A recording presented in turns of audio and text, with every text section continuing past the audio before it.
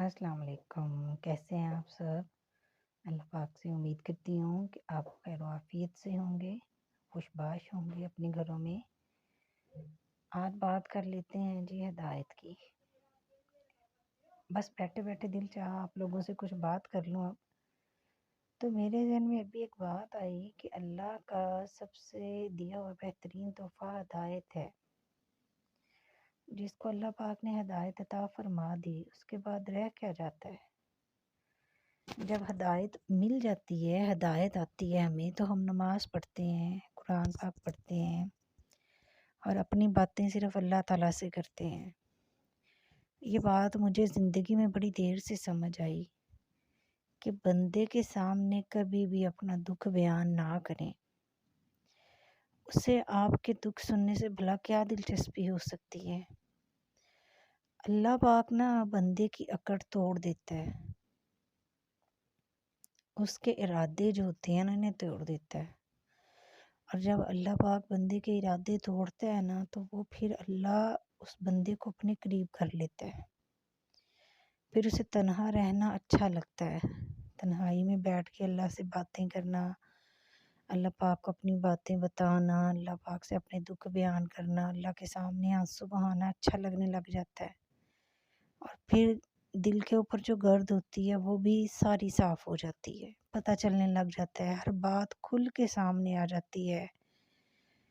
ऐसे जैसे एक अंधेरे कमरे में किसी रोशनदान से रोशनी आने लगती है।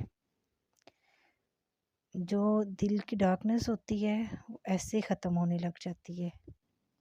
और फिर एहसास होता है कि मैं कहाँ भटक रहा था। हर बात का जवाब तो अल्लाह पाक के पास है और वही अल्लाह मेरे तमाम सवालों का जवाब देगा। फिर समझ आने लग जाता है कि ये जो बुरा वक़्त मुझ पे आया है, दर हकीकत एक नेमत है, एक ब्लेसिंग है जिसने मुझे अल्लाह पाक के करीब कर दिया।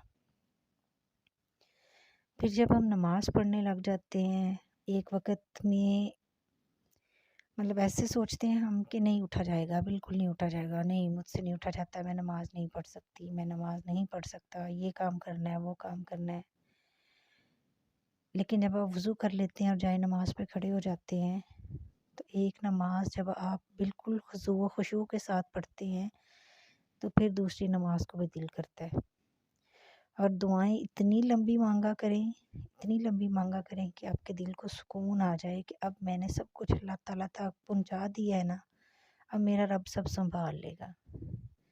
एक दिन में अगर हम 5 नमाज़ें टाइम से पढ़ लेते हैं, पूरे वक़्त पे पढ़ते हैं, उनको कज़ा नहीं करते, तो आप यकीन करें कि एक रास्ता बन जाता है कि आप अगले दिन भी वो 5 नमाज़ें पढ़ेंगे और वही सुकून है, वही हिदायत है। और फिर मैं आपको बताऊँ कि मैंने कुरान पाक रमज़ान शरीफ में मुकम्मल पढ़ती हूँ और डेली तो सूरह यासीन, सूरह मुज़म्मिल, सूरह मुल्क, सूरह वाक़िया, सूरह फ़तह, सूरह मोहम्मद ऐसे 5 सूरतें में जो सूरतें हैं वो पढ़ लेती हूँ। तो कुरान पाक भी आपसे बात करता है, जवाब देता है।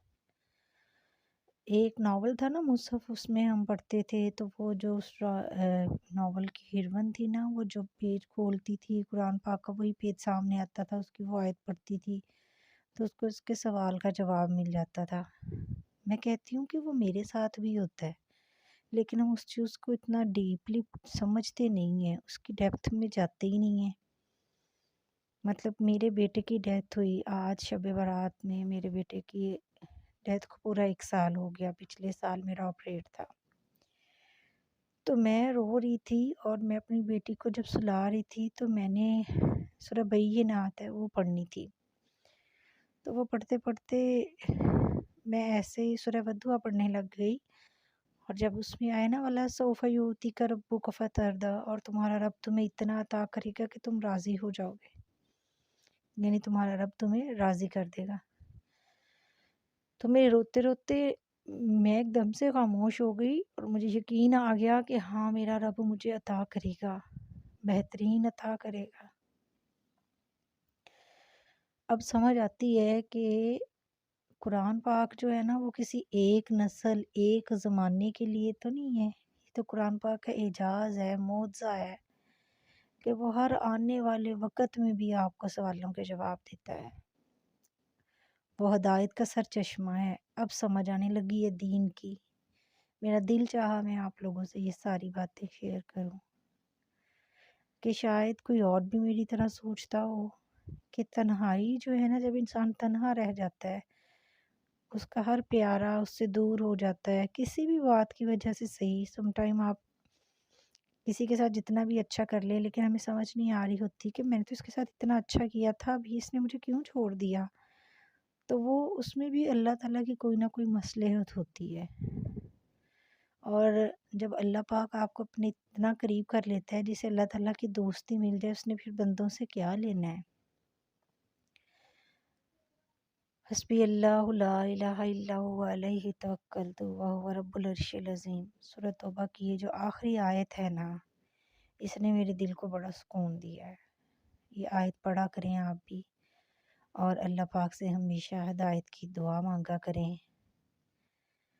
آپ لوگوں سے میں امید کرتی ہوں کہ آپ لوگ مجھے اپنی دعاؤں میں ضرور یاد رکھیں گے کہ اللہ تعالیٰ میرے دل کو سکون دے دے۔ میرے جو بیٹے کی ڈیتھ ہے نا، بس اس نے مجھے توڑ دیا، اور شاید میں اس پلیٹ فارم کی طرف اسی لیے آئی ہوں کہ میرا کتھارسس ہو جائے۔ مجھے بات کرنے کو کوئی ملتا نہیں، تو میں آپ لوگوں سے باتیں کرتی ہوں، اپنے دل کی باتیں کرتی ہوں۔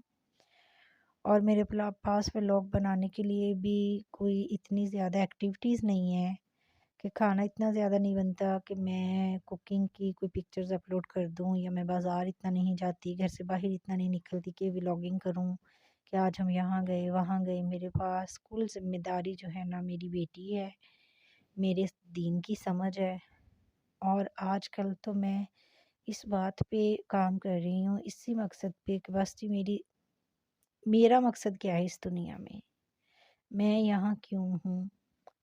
اور وہ بس یہی سمجھ آتی ہے کہ اپنی بیٹی کی بہت اچھی پرورش کرنی ہے، اسے بہت اچھا پالنا ہے، اور اسے دین اسلام کی سمجھ بہت ساری عطا کرنی ہے، نبی پاک صلی اللہ علیہ وسلم سے اور اللہ پاک سے محبت کرنا سکھانا ہے۔ اور میری دعا ہے کہ اللہ پاک میری بیٹی کے دل میں اور میرے دل میں خود ہی یہ بات ڈال دے، جس طرح میرے دل میں ڈالی ہے میری بیٹی کے دل میں بھی ڈال دے، کہ میرے نبی پاک صلی اللہ علیہ وسلم سے بہترین رہنما اللہ پاک نے دنیا میں کوئی نہیں بھیجا۔